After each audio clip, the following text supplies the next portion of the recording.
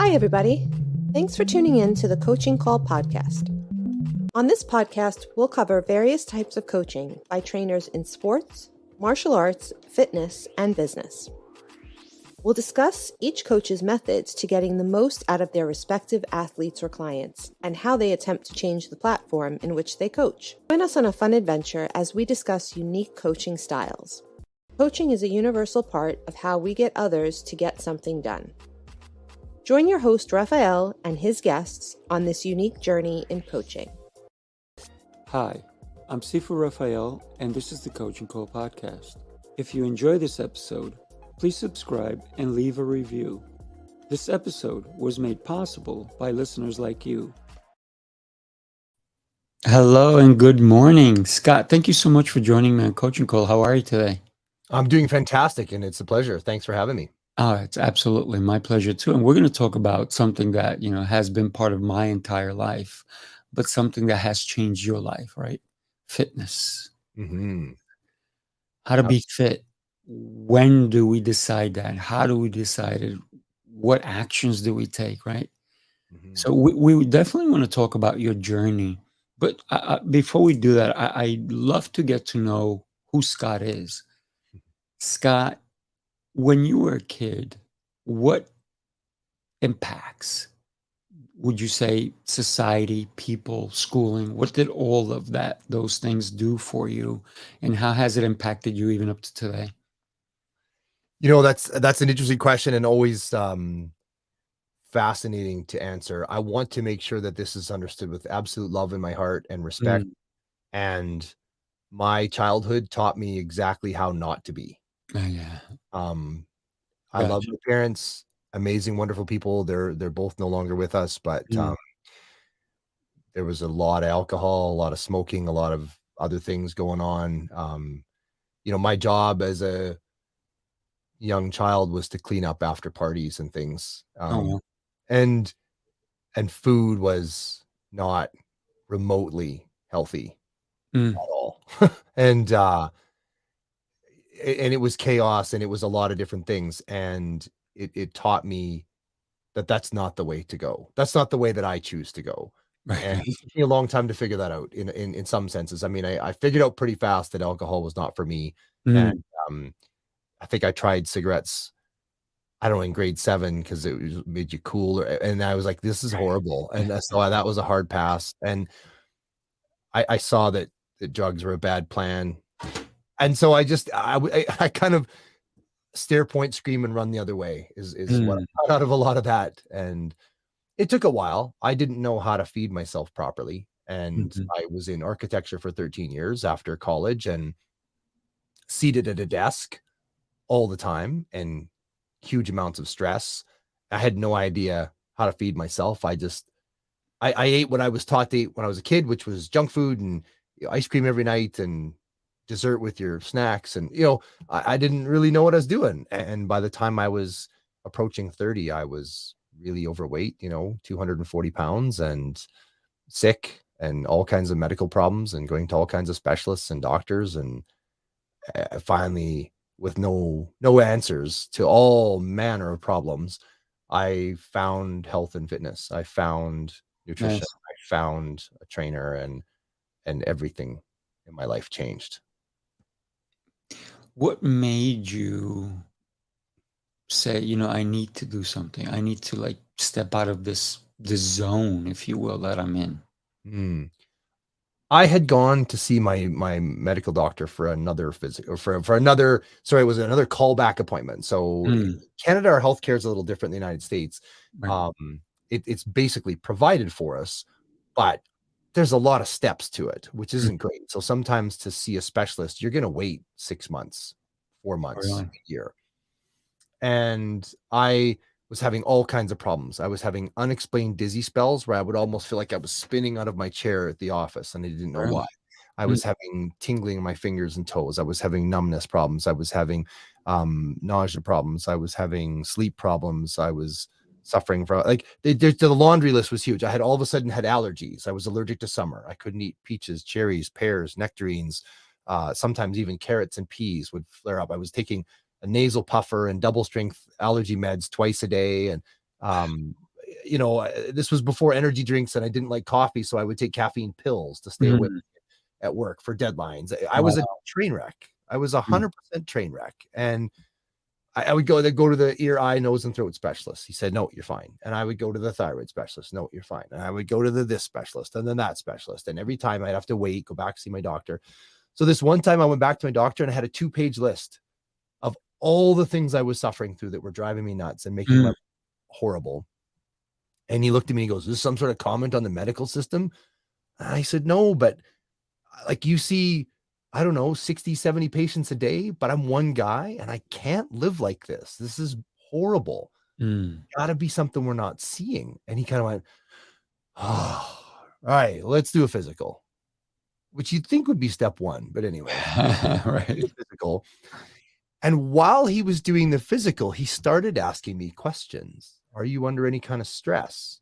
Well, yeah, I'm trying to make junior partner in the firm and I work 80 to 100 hours a week.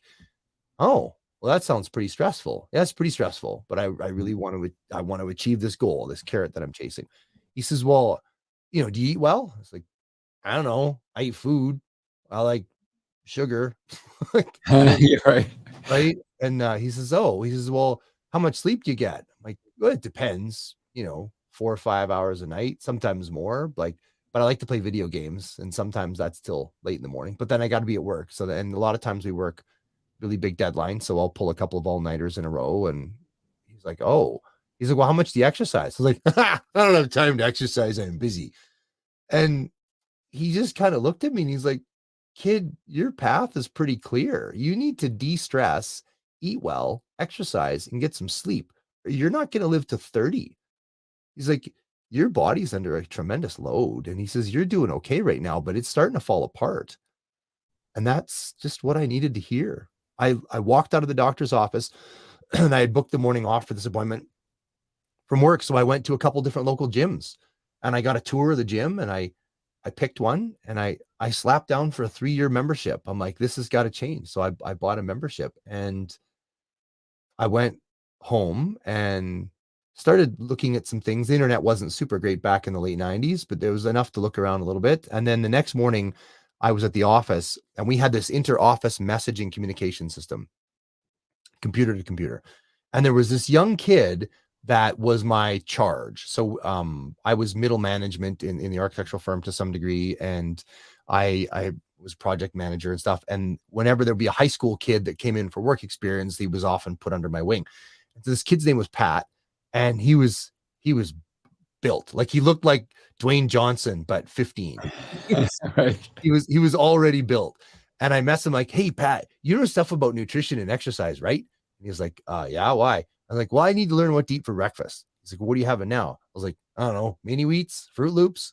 And he's like, no. So I think we spent the whole day messaging. I don't think I worked that day. I think I begged him nutrition questions pretty much the whole day. And we started working together, training together. And I just became a student of nutrition. And I started studying everything I could get my hands on. And I dropped over 40 pounds of fat, put on 18 pounds of muscle, became the best shape of my life. All of a sudden I had a 6-pack and it just, my whole life changed like fundamentally. Not only was I had more energy, I felt incredible and I was more productive at work. And pretty soon out of the 50 odd people in the office, we joked that about 80 or 90% of the staff were on the program. Really? I just loved coaching and helping. So I got certified as a trainer, started working at the gym part-time in the evenings and weekends. And I just never looked back. It wasn't long before I quit architecture. 2 weeks before I was associate partner in the firm, I went into my boss and I said, I love this place in a lot of senses, but I'm at the top of the ladder on the wrong building. And this isn't what I'm doing with my life. I can't do this. And he understood. And I resigned and went to work in a couple of different gyms part-time. And eventually I was manager of the gym and I worked the front desk and I sold memberships and learned everything I could about that world. And then I opened my own gym. I opened a 15,000 square foot gym and I ran it for 18 years. Wow, congratulations on what a journey. One of the things that really, if anybody is definitely listening keenly to what you just said, is that you took it into your own hands. But there's a couple of things that you did, right? You went to different gyms. You found the one that was the best fit that you thought at the time. Yeah. But you didn't sign up for a month. You signed up for 3 years. Most people don't do that for 3 years, right? Make that big a commitment because that's a commitment. That's you're like, I'm in, I'm in, I'm in. Then the other thing is you said, let me find a person who is doing what I want to accomplish. Let me find a role model, if you will, and then let me pick their brain. So, and it didn't matter that he was not this guy with all these degrees, if you will. He was just somebody that you knew of, someone, and you asked them questions, and all of a sudden you're like, I need to ask you a billion questions because now I want to know. So I think that's where true dynamic change happens, when the change doesn't change on the outside, but it changes on the inside because mentally you made the change. And then you realize, once I make this mental change, my body will fall into place because it starts with the mind, right? Mhm. I think the mindset is where we can set ourselves up for either failure or success, right? And I love the fact that you said he may be 15 years old, but man, did I pick his brain. Yeah. And it's good because you know there are people who look buff and look in shape because they are young, but they eat like crap. Fortunately, this kid knew how to eat right and kind of guided you a little bit. And then, of course, you went and did your own research. So, man, what a journey. Yeah. Incredible. Incredible. Yeah, Pat was one of those rare people and still is to this day. He Mm, actually, when I opened my gym, I brought him on as head trainer and assistant manager, and we worked together for years. And he's still in the fitness industry, but nice. he's very different. Like you say, he wasn't like, oh, he's genetically perfect and eat what you want and carry on. No, he was a student of nutrition. He was a Mhm. student of bodybuilding and a student of the whole thing. And he exuded that. So he was definitely a good coach. And when I decided to open my own gym, I hired a business coach. I didn't know Mm, how to run a business. right. No idea. And if you've ever read The E Myth by Michael Gerber, he talks about Mhm. the three personality types: the technician, the entrepreneur, and the manager. And Right. I was very much a technician. I knew how to be a trainer. Right. I only had a couple of years under my belt, but I didn't know how to run a business. And I had that entrepreneurial seizure where I was like, this gym I'm working at, she doesn't know what she's doing. I'm going to do a better job. I'm going to open my own gym. And you have that moment where you're like, I'm going to be an entrepreneur. And then you do that. And all of a sudden it's like, holy crap, I need to be a manager. I have to do payroll and I have to do marketing and I have to fix broken equipment and I have to organize to pay bills. And I've got to make sure that I've got, like, now you're a manager. And Yeah. if you're still trying to be a technician and you're trying to have some big vision like an entrepreneur, you'll go crazy and explode. So that was a journey. And I wanted a coach to help me through that. And so that business coach was a miracle because he had been in business for 40 years and he just knew how to guide me through that experience. Yeah. I love the fact that you're even talking about hiring someone, getting someone to take you where you haven't been, right? And that's truly what a lot of coaches are, right? They will guide us on a path that on a road that we've never traveled, right? And then, yeah, you can travel that road, but man, the mistakes, you're not going to know what's going around the turn. Meanwhile, someone who's traveled that road will be able to tell you, yeah, slow down over here. You're going too fast. You're going to crash, or this or that, the other. And then also, the loopholes that, how to get over things, how to do things. So I appreciate you saying that because to me, coaching is everything. We've been coached our whole life. Listen, you did not become an architect on your own, right? You had coaches. You called them teachers or professors, right? And here's the funny thing. This is why I wanted to talk to you, because I've been in the architectural business the beginning part of my life. During my lunch period in high school, instead of going to lunch, I would actually sit in a studio the teacher was teaching photography, but he used to be an engineer, and I would go and then do architectural drawings that he would just give them to me. So I would start doing all those drawings. So, and then my first job was in an architectural firm. So yeah, we're both basically, I wasn't an architect, but I did all the architectural drawings. So I was a draftsman, right? And I just loved drawing. And when it comes to a passion, and you're right, you're sitting at a desk and sometimes you're hitting deadlines. You don't have time to, like, think about anything except like stuff my face and then keep going, right? But when you have intentions, even if you are working on a job where it is very demanding, and so many people work at a job like that, then they go home and sit in front of the TV because they've had a long day. But what if you took 10 minutes out and prepared your food for tomorrow, right? Yeah. This way, tomorrow you're not ordering, takeout, because what's takeout?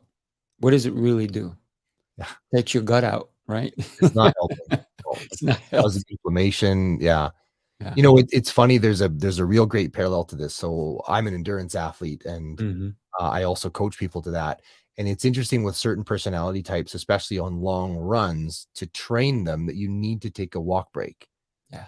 Like, yeah, but I want to be really fast. I'm like, I get it.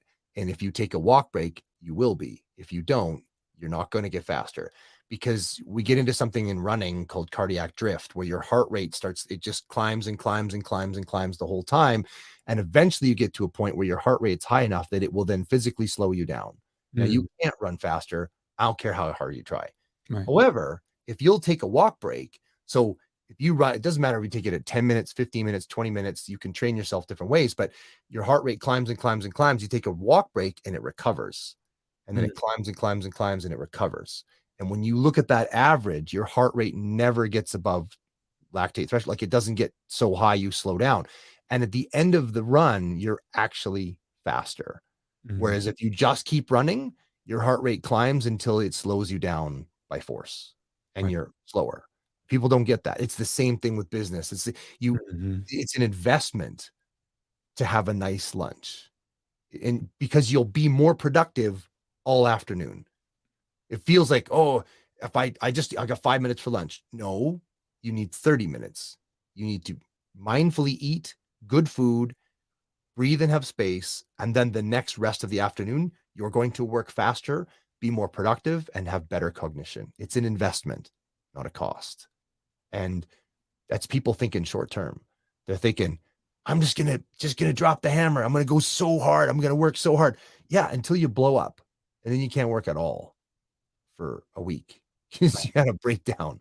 It's not worth it. Yeah, I mean, as an entrepreneur, and I run a couple of different businesses, you can run ragged, right? And you're like, oh, I got to do this, I got to do that. But, every single day, me and my girlfriend, we plan, what are we doing for lunch today? What time are we having it? And then we sit down, we hang out together.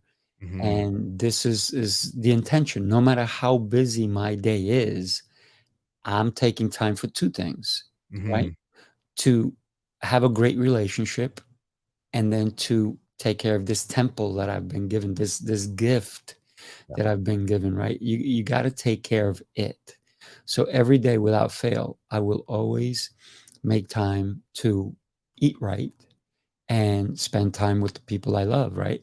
And I think those are the two things that will bring happiness along the way. Because if you rush either one of those, it's not going to be like, love you, honey, see you later, bye. It does not nourish that love that you have for one another. And then eventually you break up, right? Yeah. Yeah. Because I've been married 30 years. And, my wife and I went through a rough patch where we might as well have been furniture in the same location.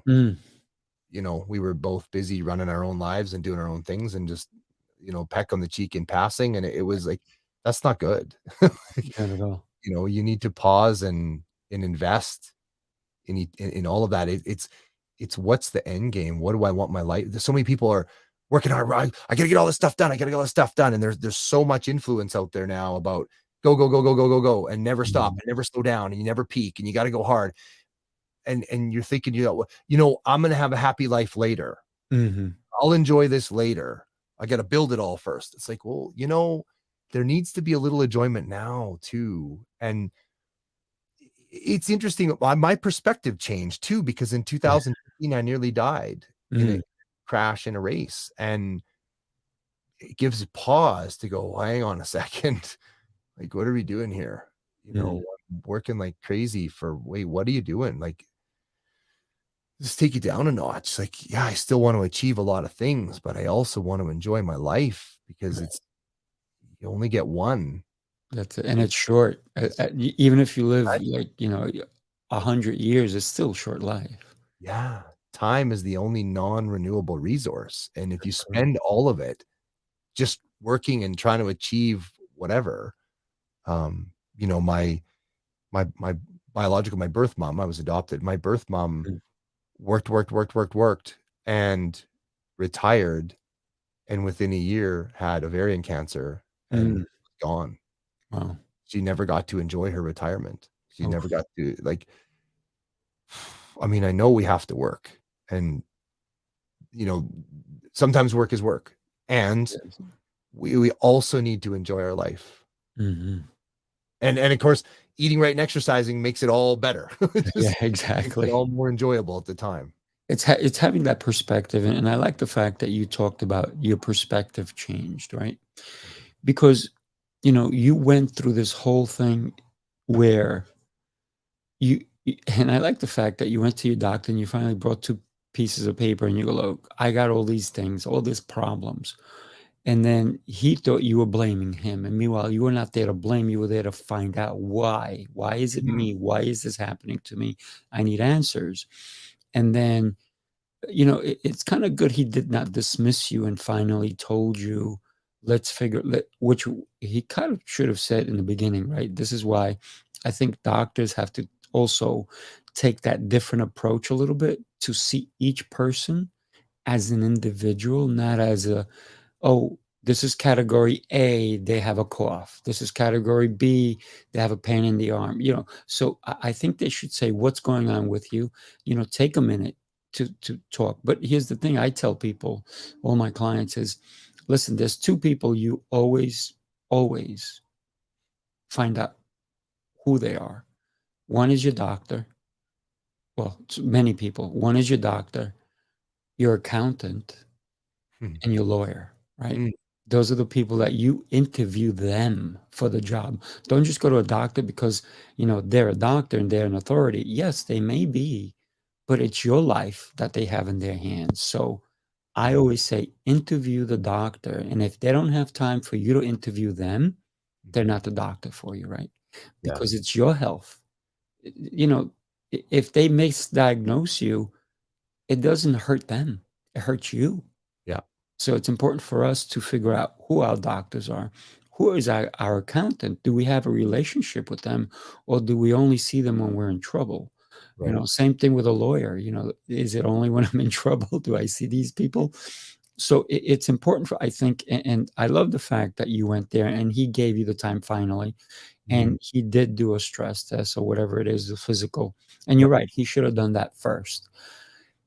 But you went through this whole thing and you made a decision not only to change your whole perspective, your whole life, but even your career, if you will, because you're about to be partner. Mhm. Man, something you've been striving for. And Yep. then you realize that's not what's important here. I'm important, right? I matter. Because, yeah, I may make partner, but I might be dead in 2 years. And what is that gonna do, me or anybody else, right? Yeah. And then the fact that, a lot of people are terrified of, "But I've done this my whole life. How can I just quit? How can I just change my life?" Mhm. But then when you realize that purpose that you have, when you find your own you found your purpose. Mhm. Your purpose in the beginning was to create things, right? As an architect, you're creating things. Yep. You're making things so that people can have environment, if you will, right? But then you said, how about my environment? What am I doing for that? And I love the fact that because you had the courage to say no more. And you told them, I'm moving up the ladder, but I'm in the wrong building. And I love the way you stated that. That was really pretty cool. And then the other thing is that you decided to open up your own gym. So that took a lot of what we call in Spanish cojones, right? So Yep. I know I've had my place for 29 years. So, and I survived through the pandemic, and it's because of the actions that I took in order to survive. Because if I didn't take certain actions, I would have closed like so many places did. But you have made a decision in your life. Not only did you say early on that, and I love the fact that you said everybody in the office was on the program because they saw the results you were getting and like, wait a minute, Scott is doing it. So why can't I do it? Yeah. And then I'm sure that people, not only did they talk to Pat, who helped you out, but they probably said, well, Pat already looks buff, right? But Scott wasn't buff and he's becoming buff. Let's find out what he's doing, because more people are going to be more interested in you than Pat, even though Pat had a little bit more knowledge than you, maybe a lot at that time, but you were making that transformation and people love that. So you decided to become a coach, to become a trainer. You went for the training and then you opened up your own place.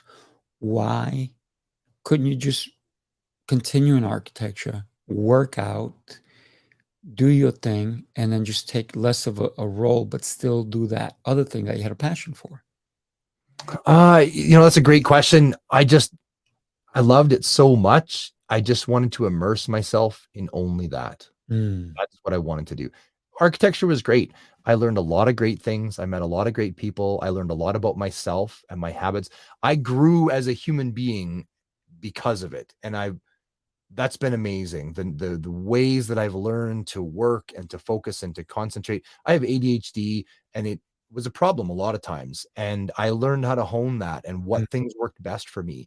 And if I hadn't learned those things, I would have failed at business.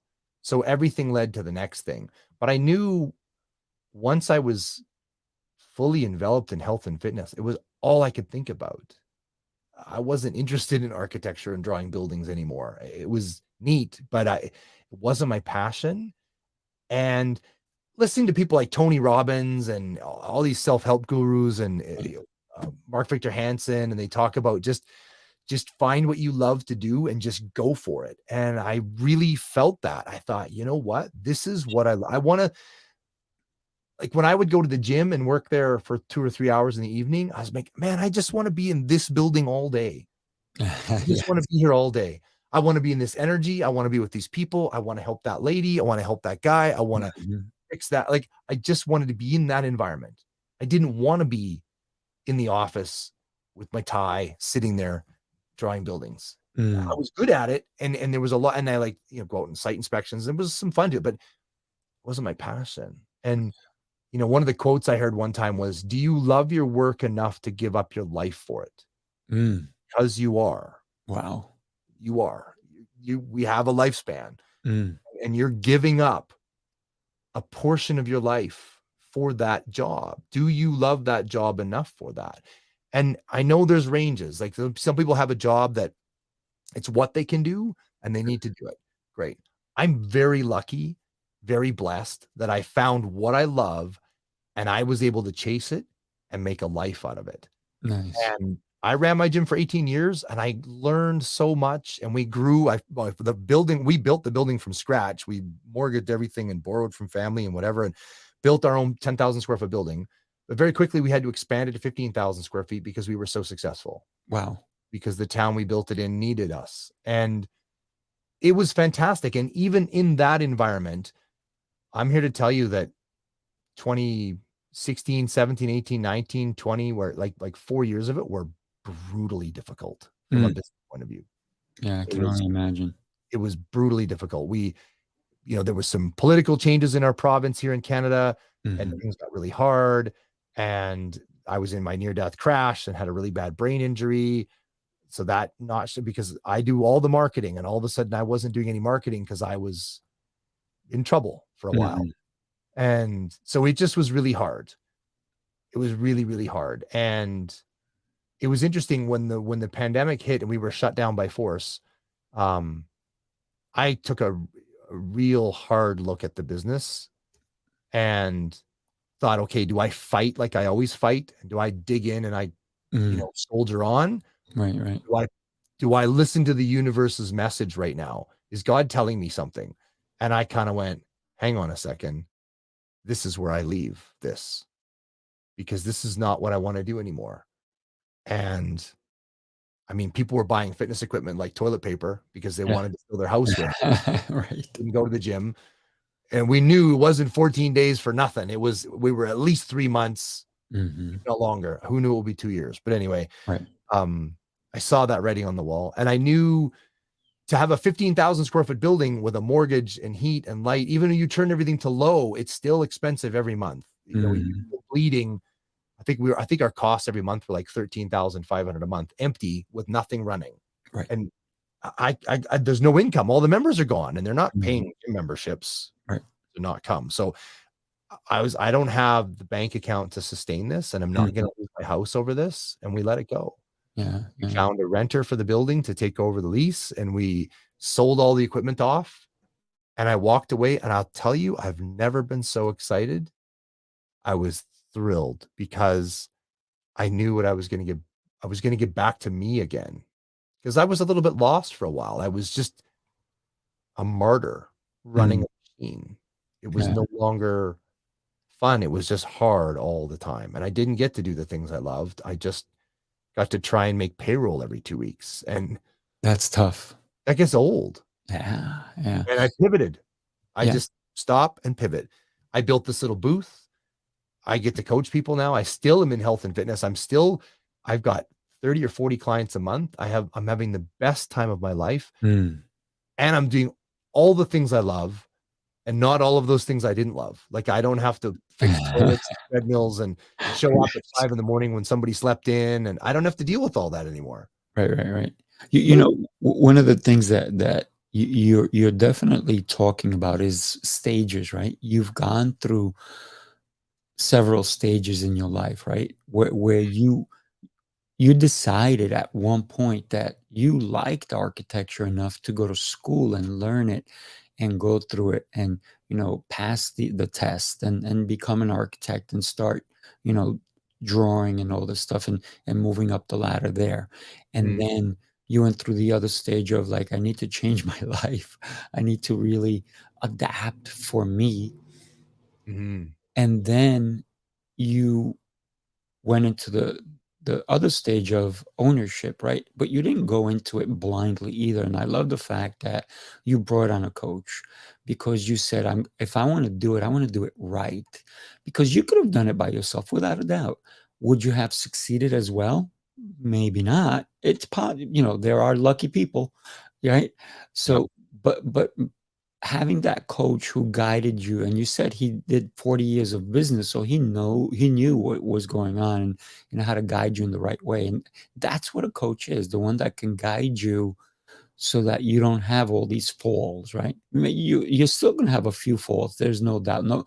Nobody can make you walk that straight line all the time. You are gonna, stumble a little bit, but having that person there to guide you, to even shine the light on the path, my gosh, that is huge. And then you were woken up by the pandemic, if you will, right?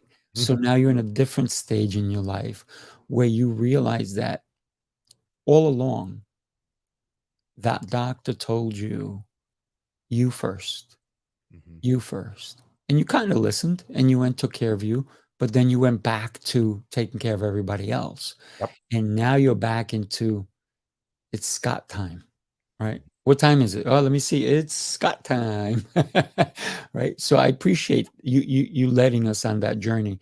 But before we even go deeper, I want to go back and touch upon something that you went into. You became, and I love the way you put it, from fat to fit and you became an ultra athlete. Mhm. So tell us what journey that was like. And I put up your website here, Mhm. Scott scottyfit.com, right? Mhm. What was that moment that you said, okay, I've achieved the physical fitness I want? And you could have stopped there. You could just be a happy gym owner, Mhm. but you kept going for Mhm. yourself. You kept digging deeper. And then you were doing all these races, if you will. And then unfortunately, you had a horrific accident that really uh, put you out, right? If you will, made you reevaluate once again your life, right? So you've had so many callings to like knock, knock, who's there? It's your life. Open the door and let me in, right? Yeah. So what was that thought pattern, if you will, guide us onto what made you go from, I'm fit, I'm doing good, to like, I really want to go into all these type of races and become an ultra athlete. Mhm. Things have been going really well at the gym, and it's interesting too, you talked about coaches, and I actually almost always had 2 coaches. I have my Mm, overall business life coach, and then I had a specific coach. So I had a specific gym business coach who had run 7 or 8 different gyms. So, very big fan of coaching, but there was a period where in 2004, I've been running the gym for a few years, and it was going really well, very successful. We'd won business of the year, and it was all that kind of good stuff. And there was a half Ironman triathlon in our town. So, um, Ironman is 2.4 mile swim, 112-mile bike, and a 26-mile marathon. I'm Canadian, so I have to convert, right? Because for yeah, us, right. kilometers. And there was a half distance race in our town. And I saw that, and I thought, wow, that is so amazing. Mm. I wonder if I could finish one of those.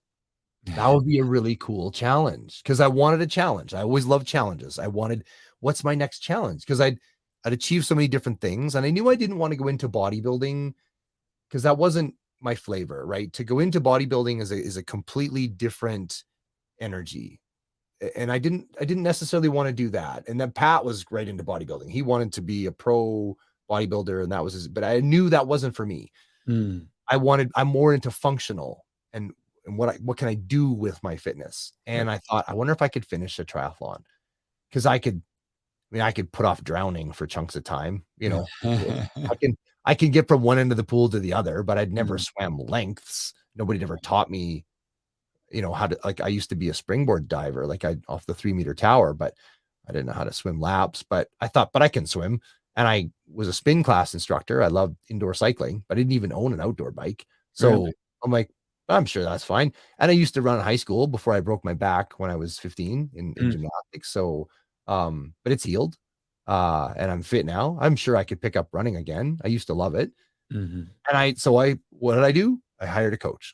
I found a local coach who had done several full Ironmans and had a stable of clients that he was coaching and was specialized in beginners. And he taught me how to swim. I bought a bicycle. He showed me some running stuff, and I started training. And the following year, in 2005, I did my first sprint distance triathlon. Then I did a standard Olympic distance triathlon. Then I did the half Ironman triathlon in town. Mm. I finished 8th in my age group.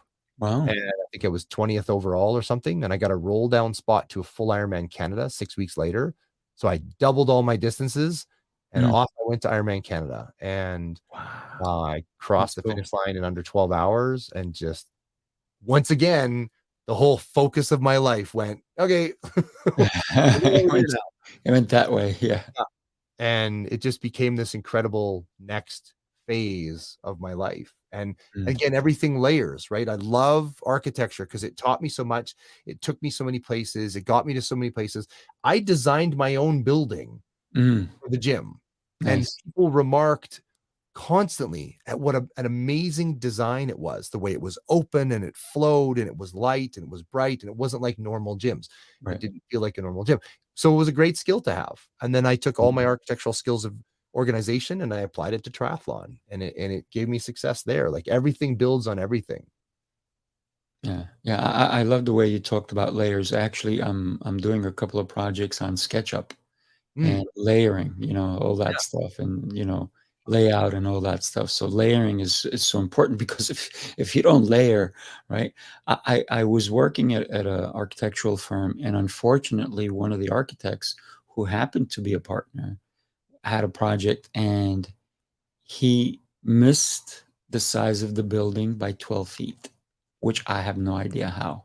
So, but it's the important things that we have to write, layering and making sure they fall into place. So when it comes to everything you're talking about, and I put down on the screen, 21-day nutritional set, right? And you're going to help people lose 7 to 10 pounds. How fast can somebody who leads a sedentary lifestyle, they go to work, they take the elevator, they get in their car, they drive through drive-throughs for food, come home, sit down, put on a show, go to sleep, and repeat. And then the weekends come, and they're not doing much. But they're just, that maybe they're going to a party, right? And what do you eat at party? Party food. Have you ever been to a party where all the food is like exceptionally delicious and nutritious? I have, but not many. I've I have. hosted them. Yeah, I host them, right? But not many of them, right? Most parties, what do you get? You get all the dips, and you get all the stuff and the alcohol and the things that are going to be fun. But man, let me ask you a question. Wouldn't it be awesome if we can eat ice cream and it was healthy for you? Right? Wouldn't that be something? I mean, if all the bad food that's unhealthy, if it was a reverse poof, and we just went like that, and we go, oh, wow, I can eat all this junk, right? Junk food is no longer junk food. It's healthy food. But we can if we make the mind shift, right? A lot of people say, what if? But you can't live in what ifs. You got to live in reality, right? So the reality is, if you change your mindset, a lot of people say, do you want dressing on your salad? I'm like, no. Oh, how do you eat it like that? I said, because I taste it. You're masking the flavor. What does chicken taste like? Ketchup. What does steak taste like? Ketchup. What does fish taste like? Ketchup. Okay. You know what? I want to say too that personal philosophy, there's no such thing as food that's bad. There's food that's appropriate or inappropriate for your goals in its amounts and timing, in the sense that I love ice cream, right? And it's a once in a while food. When it was an everyday food, that's a problem. Yeah. But when it's a once in a while food, it's fine. Yeah. It's that it's become daily. That's the problem. And with the 21-day nutrition reset, I really get back to real foods with people, and it's proteins, fats, and carbs. Carbs are wonderful. I love carbohydrates. Don't get me started about that. Anyway, whatever. So I believe in real foods, whole foods, healthy foods. The 21-day reset is it's a reduction of inflammation, and it's a reduction of the garbage. I believe in making simple changes that fit lifestyle. I know that we're busy, and it's not about you need to become a monk and live in a private establishment with no outside influence and stop all things. No, it's how do you incorporate good nutritional food into your life in a manner that makes sense with your world, that will make little changes. Have your body going, oh, thank God, this is such good food, rather than, oh, I'm going to have to process this. Oh, what a mess, because if your body's daily using up all of its energy trying to filter out garbage and toxins, and your liver's on overdrive trying to pull all the schnutz out of this food that's not even basically food, and trying to find the good in it, you've given your body so much more energy back. Right. And that's a gift. And movement, it doesn't have to be, you don't have to go to the CrossFit Nationals. You just need to move your body a little bit, right? Whatever that looks like for you. If you're not moving at all, great. A 10-minute walk once a day is going to change your life. If you're moving a lot, then you need to level up from wherever you're at. Right. And it's those micro changes. It's those tiny little habit shifts that make all the difference in the world. And when because a lot of food it's a treat to our brain, but it's poison to our body. Mm-hmm. And when we stop harming our body with food and get back to real food, good food, and I'm not saying you can't ever have Doritos and you can't ever have ice cream and you can't ever have chocolatey eclairs, whatever your thing is, it's that move it to occasionally instead of all the time, and make good food all the time, fruits and vegetables and good grains and stuff, and great amounts of good protein, healthy protein, and healthy fats and good fats, and we blow the lid off the we've done some things in our perception of fat that are incorrect. The data was wrong. So learning what that really means, egg yolks are fine, they're good. So it's about getting back to real. And when people do get back to real food, and I have a 90-page manual that's got all kinds of recipes and all the how-tos, and it makes it straightforward.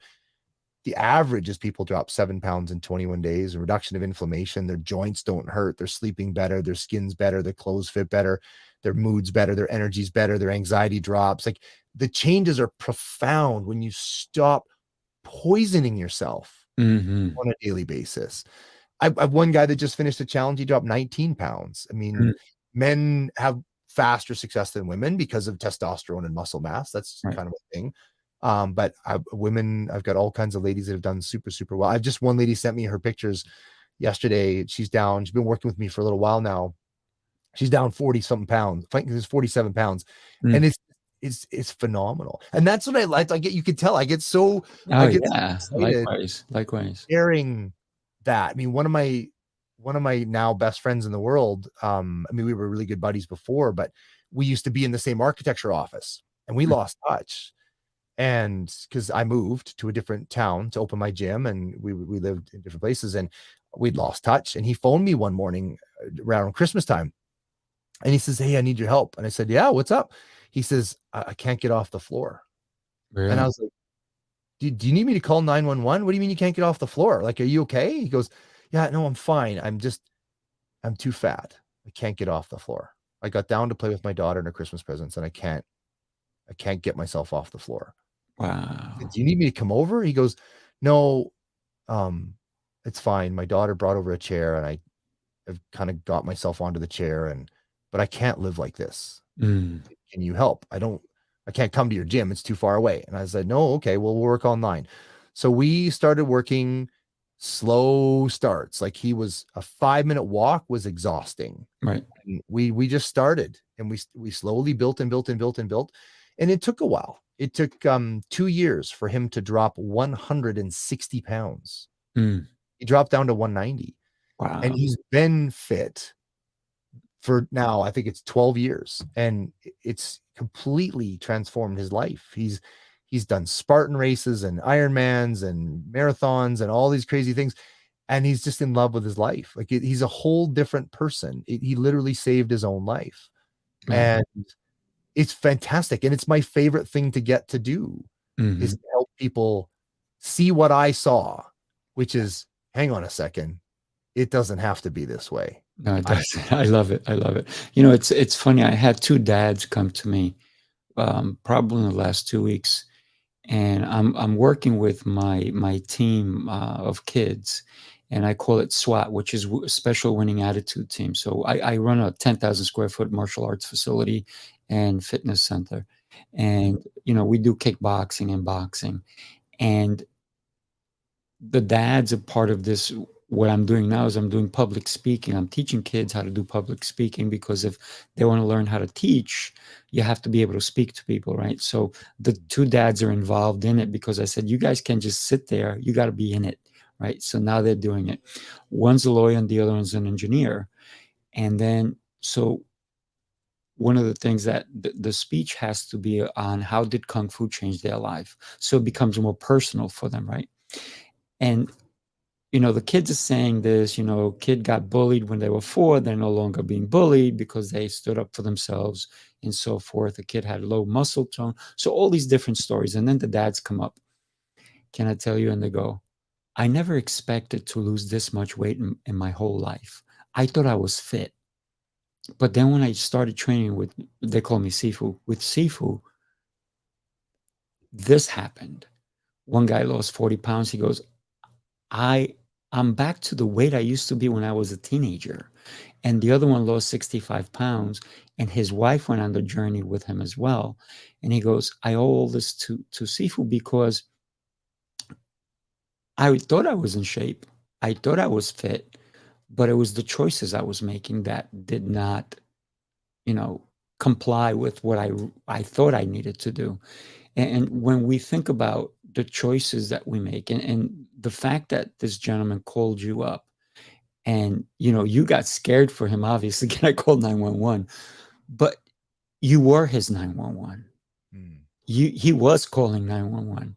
It just happened to be Scott's number, right? Mm. So, and so many people, we don't have to wait for that.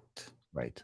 I have a client that it breaks my heart because I've tried for so many different ways. I have he's a different client. He's not my fitness client, and I'm always trying to encourage him to, okay, you lost weight for your wedding, but now what? Mm-hmm. You double gained what you lost. And I said, you have kids. Let me ask you a question. One of them is a daughter, right? Yeah. I said, so when it's the daddy-daughter dance, who's going to dance with her? He goes, well, of course, me. I said, what if you're not there? Because you're not taking care of you. Mm-hmm. Man, did that make him think? Yeah, that dovetails right into what I was just talking about. Right. That one client of mine, his name is Lyle, and funny that you say that because I worked with him back when we were still in the architecture office the first time, because he was part of the Canadian military as a volunteer on the side. He would hand paint F-18 jets and give them to the pilots as a gift. Wow. And you have to understand that he hand painted them with airbrush, to the fact that, and we did this once, we took my camera, my nice camera, we did macro shots with a blue background stuff. You couldn't tell the difference between the real jet and the model. Really? It was incredible. Wow. Like, he airbrushed fatigue points and oil overspray at the engine cowling, and like it looked like the real jet. He matched the stickers and the logos to the real jet. That's awesome. And he gave them to the pilots as a thank you for their service. And after a while, the pilots are like, well, how can we thank you? And he goes, oh, you're serving the country, like, right on. And they're like, well, let's give you a tour of the base. You got to tour the base. Well, let's give you a ride in the flight simulator. Let's give you a tour of this. Let's do this. Let's do that. Let's do this. After a while, he'd done all the things you could do. They said, is there anything we can do for you? And he said, well, it's ridiculous. No, what is it? No, it'll never happen. Well, no, what is it? Well, I'd like to go for a ride in a jet. Can I go for a ride in F-18? And the guy said, and now he's talking to the CEO. He's like talking to the guy in charge, right? Right. I don't want to say that it's a CFO or whatever. I forget. I don't know all the rankings, but right. Me neither. He said, you're going to have to take this test and this clearance and this thing and this, that, and this, the other. And he looks at me, he goes, you're going to need to drop about 80 pounds. Because at the time he was about 300. This was before the biggest time. And so he came to me in the architecture office when I was, a trainer for about a year. And he said, hey, can you help me? I'm like, yeah. So we dieted him down to 227 pounds, enough to fit in the jet. And he went for a Hornet ride. He went for an F-18 Hornet ride. As a civilian Canadian, that just doesn't happen. You had to go for a ride in a Hornet, and it was phenomenal. But guess what happened after the Hornet ride was done? It was over. He gained it back. Yeah. Right. And then he got an opportunity for another jet ride. We leaned him back down. He went for the jet ride. And then that's when we lost touch. And he not only gained it back to 300, but he gained it up to 350. But when he called me, because he was scared to death because he couldn't get off the floor, and he said, I need you to help me. This wasn't for a timeline goal. This was a life change. This was different. This was, I'm no longer willing to be that guy. I need to be a different guy. And then the change was permanent. And that's why the weight's been off for 12 years, because he changed, not because he wanted to get nice for a wedding or whatever. And I had met him prior to him calling me about 2 months earlier, because I had gotten concerned because I had seen him. We went out to a movie and he didn't fit in the theater seats. Oh, yeah. He'd gotten even heavier since that time. But I remember saying to him, like,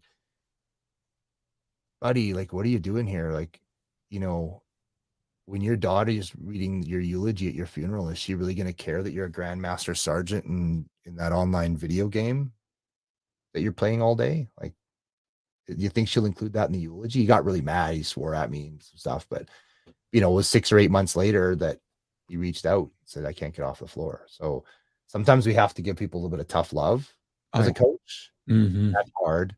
You have to know your like, you can't be all up in their business, but sometimes as a coach is a little bit of tough love to say, wait a second.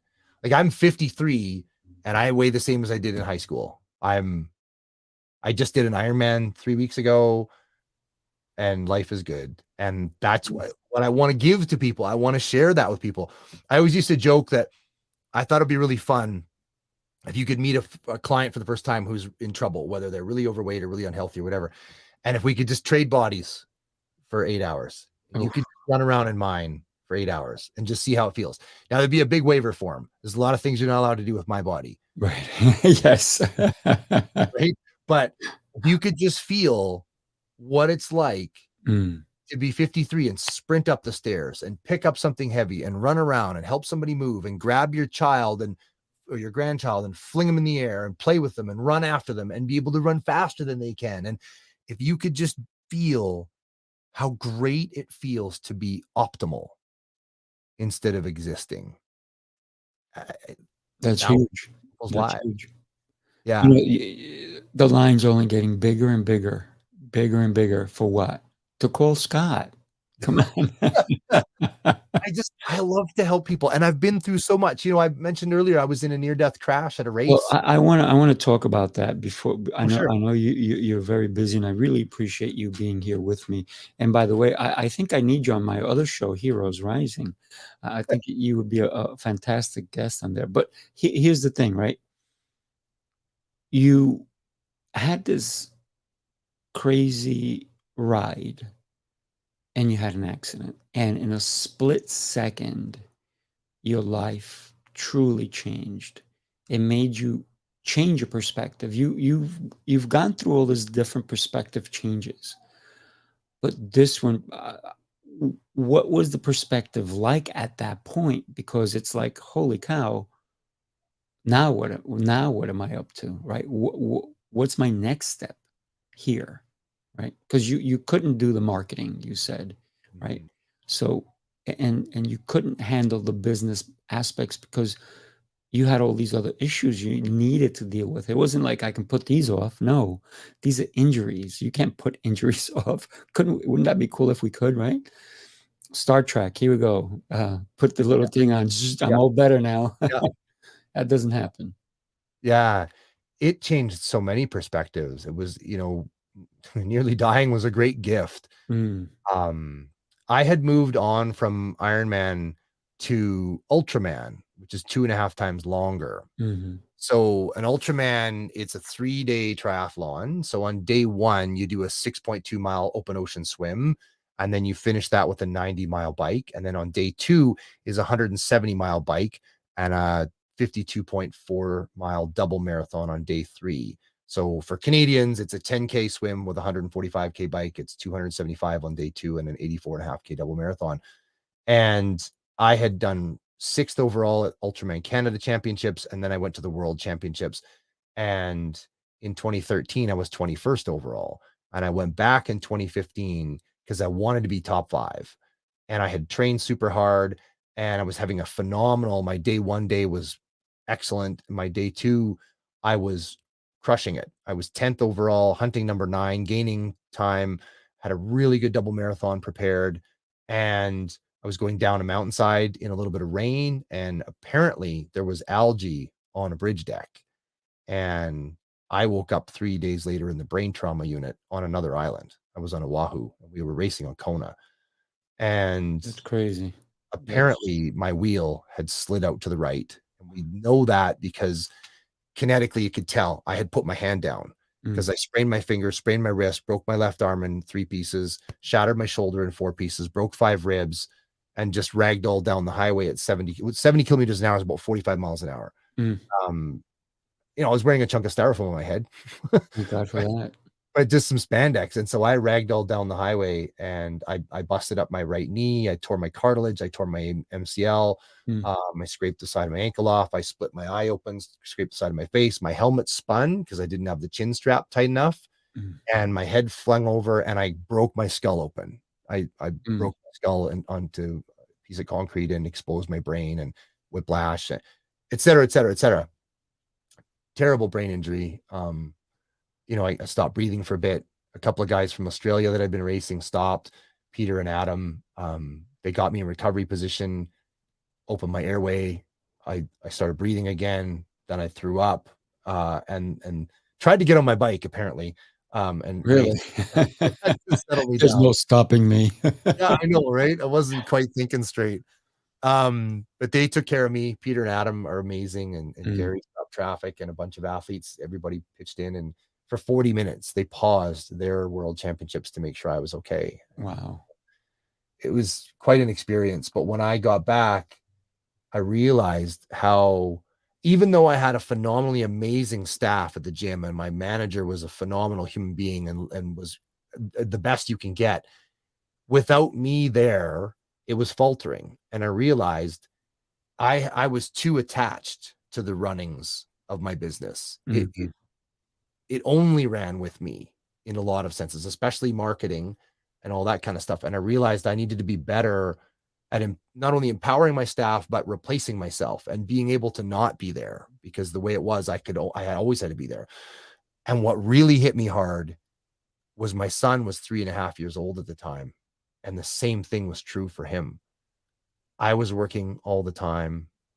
I tried to train at 6 a.m. or 9 p.m. outside of his awake zones. So, but even still, it took a bunch of time. It's training for Ultraman's 25 hours a week. And so,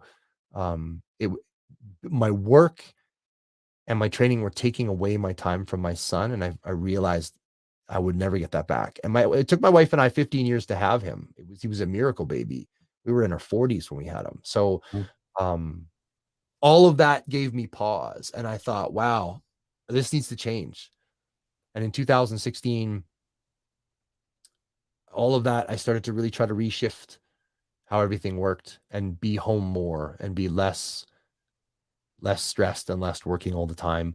And I also personally very clearly knew I wanted to get back to that world championship race and finish what I had started, feel whole again. And we made an amazing award-winning documentary, which I appreciate you listed. We happened to have been filming in 2015 because I thought it would make a neat little short film about this regular average guy who, weighs 195 pounds, racing against a bunch of actual athletes that weigh 140 pounds. Right. What's this guy doing here? To show that with enough hard work and determination, you can succeed even when you're not genetically designed for that sport. I'm not. And we were making a film, and then the plot changed when I crashed. We kept filming, and I made it back to the World Championships in 2018. And it was a phenomenal experience. And Drew, the filmmaker, did a phenomenal job of capturing so much of it. It's 82 minutes. It's free on YouTube. Nice. We're trying to chat with Netflix. There's a lot of gatekeepers, but we'll see how that goes. If you know anybody at Netflix, please let me know, because I'd like to get if so we're definitely going to put them your way, definitely, without a doubt. Right. But when I got through all that, my perspective on life had shifted again, and I realized it changed my priorities, and I no longer wanted to be a martyr and work all the time. It changed. I wanted to be a dad more. And it's not like I was a bad dad. It's not like I neglected my family or anything like that, but it changed my priorities. And when 2020 came, at first I was going to fight. And then I was like, hang on a second. This is exactly what you've been asking for. I get to go back to doing what I love, training people. I don't need to run a 15,000 square foot gym with 27 staff. I can let this go. And since I've done that, I am home all the time. I make my son breakfast. I get him up for school in the morning. I get him off on the bus. I am sitting on the step when he comes home off the bus. We have a big hug. We have a little bit of playtime. I work for another hour or so. And then kind of from 5 till 9, I'm daddy. I don't work Yeah. like every day, and it's a miracle. It's like a full miracle. I'm so excited about what my life is, and I'm at 74,000 words now on writing the book to Mm, up the film and tell the whole story. beautiful. So I'm looking forward to having that out to the world on Amazon, hopefully before Christmas. And I just can't believe all the good stuff. And I just every time I coach somebody and they tell me their life is better, I just fill. Oh, Right? yeah. It is like an amazing feeling. By the way, I'm gonna need a signed copy. Yeah, 100%. But here's the thing, right? Wow. Shifting from so many different things. I just put up your YouTube channel as well. You Mm, know, here's the thing, right? You have an amazing story and you are changing your life constantly. And it's by your actions. And I always say your actions today will reflect your tomorrows. That's one of my biggest sayings. And it's because I do it myself. I'm always so in the moment of what I'm doing, when I'm doing it, and how I'm doing it, that I know if I do certain things, tomorrow is going to be a brighter day. But mhm. today is a bright day already because of what I did yesterday, Yeah. right? So it's all these little things, and you talked about habits earlier, and it's the habits, right? Whether you're going to eat ice cream every day, that's a habit, or if you know back, I don't remember when I was young, I guess in my 18s, 20s, and so forth. I used to go to a restaurant and order dessert first, and people used to look at me and go, "What?" I'm like, "Yeah, that's what I want." I had a waitress who actually would not bring me my dessert first, and I said, "You're not telling me how to eat." I said, "Because I can eat that." She's like, "You're gonna spoil your appetite." I'm like, "No, I can eat like a garbage can." So, but I had great metabolism, and one of the reasons why I had great metabolism is because of the way I moved, my actions. I was always moving. Now, do I have dessert now before I have a meal? No. Now my meal is my dessert, right? So it's that shift that you can make. And when my girlfriend and I go out to eat and we're with other couples or other people, they're like, "Hey, you guys getting dessert?" And we're like, "No." And they're like, "What do you mean?" I said, "We just ate our dessert." And they're like, "Wow, you guys are nuts. You guys are crazy." Like, yeah. And then I was at a wedding recently, and they had all this kind of food, and they had vegetarian dish, and I was like, I don't want to eat all the fish and I said, let me try it. And I love vegetables, and can I tell you, it was amazing. And I was like, whoever prepared this was truly thinking of the person they were making it for, because I've eaten vegetarian dishes at weddings before, and it was just like a few pieces of vegetables thrown together, steamed and thrown together. I'm like that. And that's what I was expecting. But when I ate it, it was an amazing meal. And I was like, wow. But that's what it is when people work with intention. So that chef was not just saying, I'm going to make a vegetarian dish. They were going to go, I'm going to treat the person who's going to have this dish. And I believe my dish was way better than everybody else's because a lot of people left their food. Yeah. Because it wasn't all that, it wasn't maybe what they expected, but man, was I shocked and You surprised. could taste that energy. It's almost like maybe the wedding chef was a vegetarian. Maybe. And they're just like, oh, well, people gonna love this. I'm gonna convert them to my way. I don't know if Right. they're thinking that, but and then they're making the beef dish or whatever, like, stupid cow eaters. And or on the flip, you've got normal ones where it's somebody who loves beef and fish and whatever. They're like, oh, this is the best thing in the world. Chicken parmesan, it's amazing. Stupid vegetarians, I'll make you a stupid dish, and you can taste the difference, Yeah. like if Yeah. it's made with passion or not. Yeah. I think that's in there. I think we could taste that.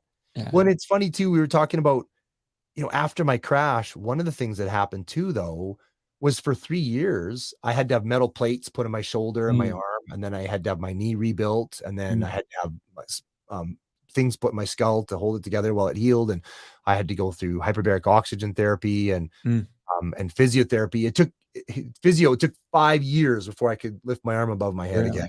Really? Wow. And all of that stuff. But in the meantime, I gained a bunch of weight. I went up to 227 pounds from like low 190s. And I was like, okay, once my final surgery was done, I drew a line in the sand. I said, okay, buddy, it's time to get back to practicing what you preach. Right. Because I had let my food decline. You Mm. know, I was kind of an emotional train wreck or whatever, and I wasn't moving as much. And so I snapped back and got back to fit again. So I've kind of made 2 transformations. Nice. And I love that as a coach, I get to come from a place of knowing, because this is how I live. This isn't something I read in a book. This is what I do. Experience. Yeah. Yeah. That's the beauty of having a coach who walks the talk, right? That, to me, that's everything. You know, if somebody comes to me and they want to learn figure skating, I'm not your coach. Nope. You know, I know how to figure skate. I mean, I used to skate. I used to roller skate to the ice skating rink, and I used to skate for like 10, 12 hours every weekend. That was when I was a kid, and I used to do, you know, parkour and all these things. Can I coach you in that? Maybe I can tell you a couple of things, but no, I'm not the one you want for that. You know, if you want certain aspects of my expertise, this is what I can handle. This is where I can guide you. But and you're right. It's that expertise, that knowledge, because, you know, somebody who's read a book on flying doesn't know how to fly a plane. You can read where all the you know, all the levers are and all the buttons and everything, you know, but you have not felt it. Yeah. You have not gone through that. And the other thing is, you know, that simulation you were talking about, the flight simulation, I was fortunate. I had a friend of mine in the Air Force who actually put me in an F-16 fighter pilot for, and at the time it was back in 1998, I believe. And it was, back then it was $10,000 if a civilian ever wanted to even try it for half hour. I got to fly this thing for an hour. And can I tell you how many times I crashed? Yeah. It was the most craziest and fun thing. And then at another time, I had a student on my 30th birthday blindfold me, and they said, we have a surprise for you. And they took me, and I flew a helicopter for an hour and a half. I was actually given the controls and go fly. I was like, what? Like an actual helicopter. Here's a quick lesson. I'm like, okay, let's do this. Yeah. It was Like the most amazing thing. It was amazing. That's But you know incredible. what? I couldn't land it. I couldn't stay still, because it takes a lot. It takes a lot of skill just to hover. Right? Yeah. You can move forward and back and sideways and all that. But he says, okay, hover right here. I'm like, how? Do this. And the helicopter's going like this all over the place. But, you know, it's understanding the controls. It's understanding where everything is, because yes, I could have read about flying the helicopter or that F-16 simulator, but until you get in it, sometimes you have to crash. Sometimes you have to fail for success, because I've never, ever met a person who's successful without having failure in their arsenal as well. Yeah. Like you. Yeah, absolutely. I mean, you failed, but look where you are now. Yeah. Having a coach that's been there, I think, makes a lot of difference. And there are extensions to it, right? I mean, I coach women, but I'm not a woman. So there's going to be things that are outside my pay grade. And so then I have people that I work with that I'm like, you know, that problem's outside of my scope, but here's a lady who really knows that world better. So sometimes it's about, you know, asking for help too. And there's a lot to it. And mostly it all boils down to the same key pieces. Right. A lot of it is mental. Technique, right? Yeah. And I appreciate that you said that you're not a woman, because you do have female clients. But here's the thing, right? I'm teaching a women's self-defense seminar. But a lot of the women that call up and they go, who's teaching it? And I go, I am. They're like, oh. I said, but I'm going to teach you techniques that work for everyone. I'm not going to base it on a man or how strong you are. I'm going to base it on technique. And when we come to any kind of coaching, you know, whether it's business or finance or anything, It's the actions that you take that are going to separate you from everybody who is not taking those actions, right? So yeah, can I teach a woman how to defend herself? Absolutely. Am I a woman? No. Right. But, Yeah. So I don't know what it feels like to be in a dark alley and be a woman versus a guy. right, I only know what it feels like to be a guy. right. I can empathize. Yes. But the techniques that I teach you don't change. Yeah, totally. Yeah. I'm glad we brought that up. Mhm. Scott, I've had such a great, great time discussing this topic with you, which is in reality, we started thinking it was going to be fitness, but the more we keep talking, it's transformation. It's owning you, right?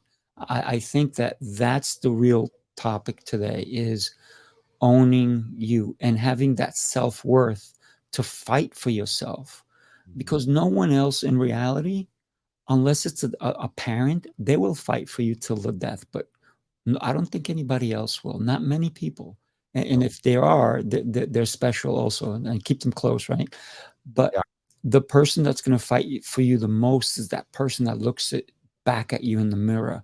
That person who, wherever you go, is there, and that's you. So yeah, and I love the fact that we had this time together. So I really appreciate you today. Absolutely. It's been an honor, and I appreciate your time and great questions. It's been a wonderful conversation, and I just encourage people that changing your nutrition is so much more than, oh, I want to drop 10 pounds. Okay, great. But that's a side effect Mm-hmm. to a better life. Like by becoming a healthier person, you'll drop 10 pounds because you just don't need it anymore. Right. Not because that was the goal. And one of my favorite things to see when clients do well and drop body fat and feel leaner and stronger and healthier and fitter, what I love about that is the profound changes in everything else. More than, like, I have one guy who's dropped over 70 pounds, and that's great. He looks better and everything. But what I love is that his personality's changed. He's Mm-hmm. happier. He's Right. better father. He's dating someone. Like that's what I love to see. He's more at peace. He's gotten several promotions at work because of who he has changed to be. That transformation. So much beyond, well, he dropped 76 pounds. I mean, that's great. But to be honest, he was a bit of a snarky jerk face. Really? He was kind of angry at the whole world. And when all of a sudden you change your intake of nutrition and stop feeding yourself toxins and garbage, and it has a mental load, not just physical. And every day you come home and you feel like crap and you sit on the couch and you loathe in self-disgust, that has a cost. It does. And when you shift to self-love and self-support and self-care, everything changes. Sure, eat way less. Okay, who cares? Like, that's neat, but society is all about, oh, you drop, how many pounds did you drop? Great, that's neat. And I tell people you can drop 7 pounds, but that's not even the point. No, not at all. The point is everything is going to change. That's what I love. You're going to just move forward in joy and purpose and excitement and energy versus just being a suffering clod of ailments that's mad at everything. Yeah. And you definitely hit upon that when you went to your doctor with those 2 pages of ailments. Yeah. And all you really needed, and you were on all these medications, right? All this, oh my gosh. Can I tell you, I've never, ever taken pills. Yeah, Ever. I'm not that same way. So, And how many doctors? And I love them. It's not against doctors. not They're at all. busy people, and they're feeding to what a lot of people ask them for, which is a quick fix. But how many times you walk in your doctor's office and he's got the pad and he's like, "Okay, what's going on?" Okay, there you go. Next. Yeah. That's not the doctor for me. Can we Right? just calm down a little and ask some questions? Yeah. Yeah. Interview your doctors, everybody. Interview your doctors. So do me a favor. After we end the broadcast, just hang on for a minute. I want to talk to you. When we think about a coach, what is your advice that you tell someone And obviously, I'm telling everybody they need to hire you. They need to just even have a conversation with you, because whether you can help them or not, I'm sure you're very honest and you'll let them know if you can. But any coach, what's one thing that anybody going for a coach, because you've hired different types of coaches, what was one of the questions that would always come back that you said, I got to ask this one? Boy, that's a good question. I've hired some pretty bad coaches, some greasy. So have I. So have I. They're only interested in the $10,000 US package price and how are you going to pay? And Yes. some of them will sound like they ask all the right questions in the interview or the discovery call, but if you listen, you can hear that they're just asking the questions to get to the part where you pay. Right. You can hear the difference. And really finding out how much the coach listens. When they ask you a question, how do they listen? And what's next after they've listened? Is it the next scripted question, or are they immersed in your challenge? And have they been there? Right? Have they been through what you're going through? Do they have the experience to get through that? So sometimes you got to be a little dialed in, because there's a lot of scripts out there for find the pain point, establish, like there's a list of the things they do in order to get you to buy. You don't want that coach. No. Probably. Great advice. Great advice. All right, my friend. Thank you so much. You have an amazing rest of your day, and keep killing it, keep crushing it. And I know that, your life is not ordinary because of your actions, because you see things that, because your eyes are open, right? So many people, they look like their eyes are open, but they're closed because they're not accepting what, and you talked before, what God or the universe is telling you. So you are listening, and your eyes are open. So thank you for that too. Thank you very much. All right. Thank you, my friend. Enjoy.